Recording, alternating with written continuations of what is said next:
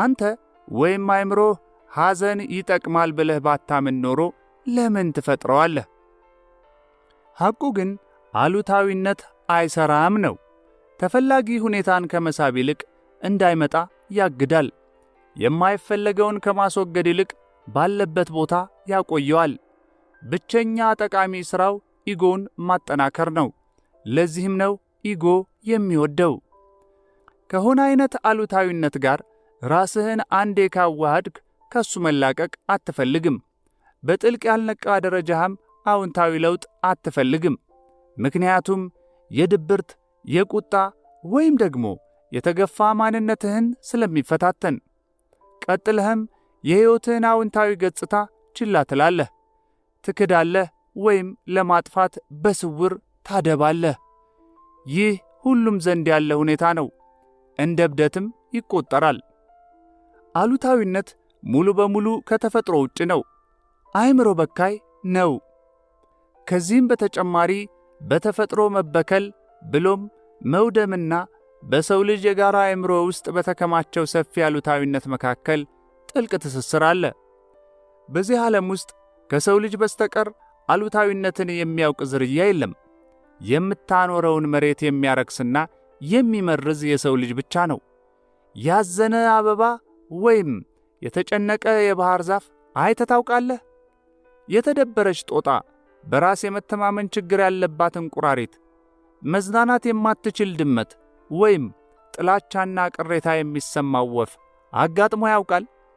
አልፎ አልፎ ከአሉታዊነት ጋር የሚመሳሰል ነገር የሚታይባቸው ወይም የመቀወስ ምልክት የሚያሳዩ እንስሳት ቢኖሩ እነዚያ ከሰው ጋር በቅርበት የሚኖሩትና ብሎም ከሰው ልጅ አእምሮና እብደቱ ጋር የተሳሰሩት ብቻ ናቸው። ማንኛውንም እንስሳ ወይም ተክል ታዘብ። ነውን መቀበልን፣ ለአሁን እጅ መስጠትን እንዲያስተምርህ ፍቀድለት። መሆንን ያስተምርህ። ሐቀኝነትን ማለትም ትስስርን፣ ራስ መሆንን፣ እውን መሆንን ያስተምርህ። እንዴት መኖርና እንዴት መሞት እንዳለብህ ያስተምርህ። መኖርንና መሞትን እንደ ችግር ማየት እንደሌለብህ ትምህርት ይስጥህ። ከብዙ የዜና አለቆች ጋር ኖሬያለሁ። ሁሉም ድመቶቼ ናቸው። ዳክዬዎች ሳይቀሩ ጠቃሚ መንፈሳዊ ትምህርቶች አስተምረውኛል። እነሱም መታዘብ ራሱን የቻለ በተመስጦ ማሰላሰል ነው።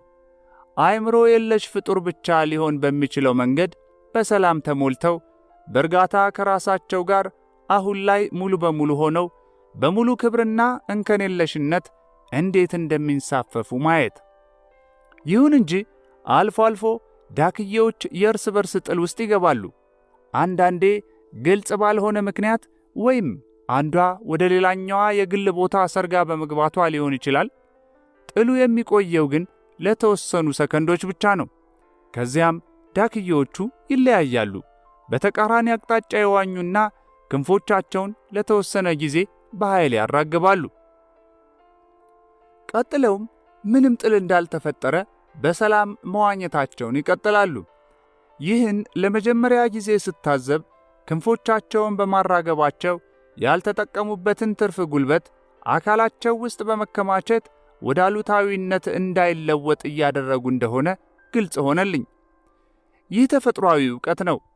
ይህን ማድረግም ለነሱ ቀላል ነው። ምክንያቱም ያለፈውን በማያስፈልግ መልኩ የሚያከማችና በሱም ዙሪያ ማንነትን የሚፈጥር አእምሮ የላቸውምና። አሉታዊ ስሜት በውስጡ ጠቃሚ መልእክትም ሊኖረው አይችልም ወይ? ለምሳሌ ሁሌም የድብርት ስሜት የሚሰማኝ ከሆነ በሕይወቴ አንድ ስህተት እንዳለ የሚያሳይ ምልክት ሊሆን ይችላል። እናም የኑሮ ሁኔታዬን በመመልከት ለውጥ እንዳመጣ ሊያስገድደኝ ይችላል።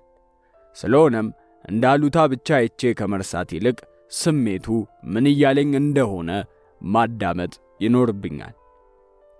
አዎ፣ እንደ ሕመም ሁሉ ተደጋጋሚ አሉታዊ ስሜቶች አልፎ አልፎ መልእክት ያዘሉ ሊሆኑ ይችላሉ። ይሁን እንጂ ሥራህም ሆነ ግንኙነቶችህ ወይም አካባቢህን በተመለከተ የምታደርጋቸው ለውጦች ከመንቃት ደረጃ የሚፈልቁ እስካልሆኑ ድረስ ውሎ አድሮ ላይ ላዩን ብቻ የሚነካኩ ነው የሚሆኑት። መንቃትን የሚመለከት እስከሆነ ድረስ ደግሞ አንድ ነገር ብቻ ነው ማለት የሚቻለው፤ አሁን ላይ የበለጠ መሆን። አሁን ላይ በመሆን ሂደት የተወሰነ ደረጃ ላይ ስትደርስ አሉታዊነት የኑሮ ሁኔታህን በተመለከተ ምን ማድረግ እንዳለብህ እንዲነግርህ አትፈቅድም። አሉታዊነት ሲከሰት ግን የበለጠ አሁን ላይ ለመሆን እንዳመላካች ትጠቀምበታለህ። አሉታዊነት እንዳይከሰት እንዴት መከላከል እንችላለን? ሲከሰትስ እንዴት ማስወገድ እንችላለን? ቀደም ብዬ እንዳልኩት አሉታዊነት እንዳይከሰት የምትከላከለው አሁን ላይ ሙሉ በሙሉ በመሆን ነው። አሁን ላይ መሆን ባትችል ግን ተስፋ መቁረጥ የለብህም።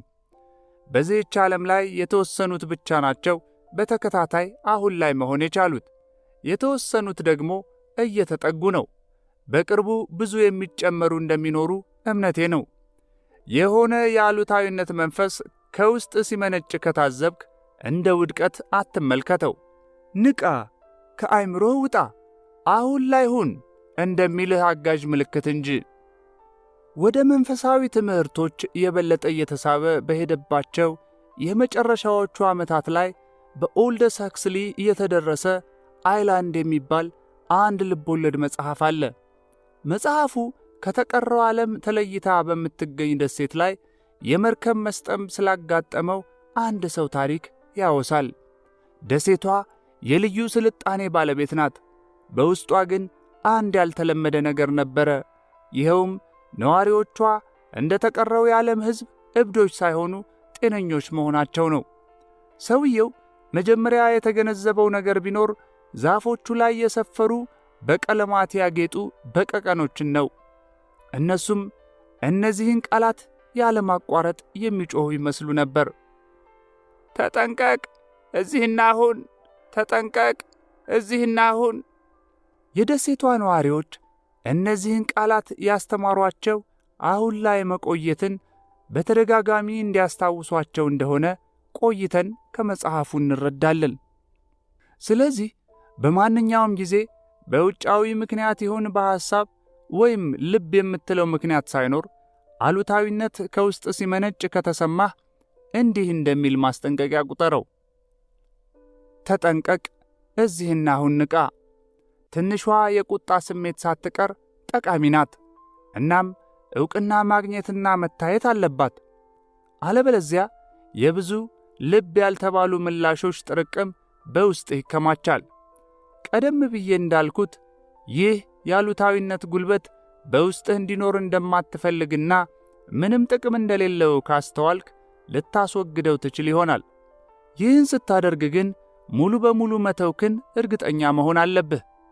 አሉታዊነትን መተው ካልቻልክበት ባለበት መኖሩን ተቀበልና ቀደም ብዬ እንደጠቆምኩት ትኩረትህን ወደ ስሜቱ ውሰድ። ለሰዎችና ለሁኔታዎች ተጻራሪ ምላሽ መስጠትን መተው ትፈልጋለህ?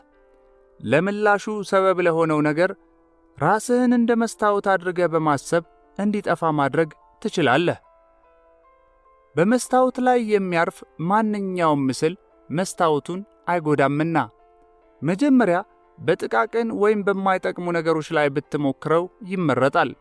ለምሳሌ ቤት ውስጥ በጸጥታ ተቀምጠሃል እንበል። በድንገት ከዚህ መጣ ሳይባል ጆሮ የሚሰነጥቅ የመኪና የማስጠንቀቂያ ደወል ሲያንባርቅ ትሰማለህ። ከውስጥህ ቁጣ ይቀሰቀሳል። የቁጣው ዓላማ ምንድን ነው? ምንም ዓላማ የለውም። ለምን ታዲያ ፈጠርከው? አልፈጠርከውም። አእምሮህ ነው የፈጠረው። ካለመንቃት የመነጨ ሙሉ በሙሉ ግብታዊ ነበር። አእምሮስ ለምን ፈጠረው? ምክንያቱም ባሉታዊነት